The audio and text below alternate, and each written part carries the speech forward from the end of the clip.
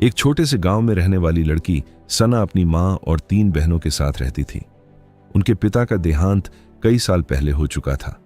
घर की हालत बहुत खराब थी, लेकिन सना बहुत हिम्मती और समझदार लड़की थी। सना की बड़ी बहन नाजिया सिलाई का काम करती थी, दूसरी बहन रुखसार स्कूल जाती थी और सबसे छोटी आयशा अभी बहुत छोटी थी।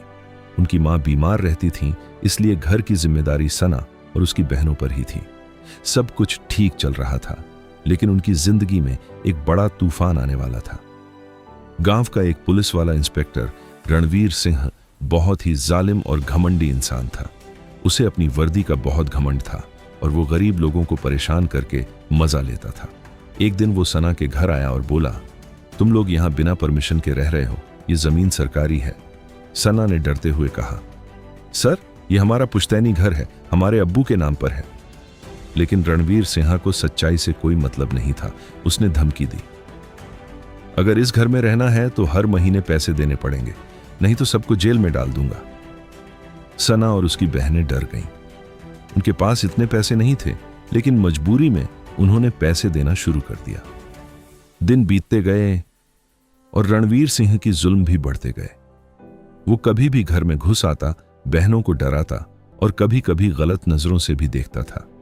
सन्ना को यह सब बर्दाश्त नहीं हो रहा था। एक दिन उसने अपनी बहनों से कहा, अब और नहीं, हमें इसके खिलाफ आवाज उठानी होगी। लेकिन नाजिया डर गई, अगर उसने हमें जेल में डाल दिया तो? सन्ना ने हिम्मत से कहा, डर कर जीने से अच्छा है सच के लिए लड़ना। उस रात सना ने अपने मोबाइल में रणवीर सिंह की सारी बातें रिकॉर्ड करनी शुरू कर दी।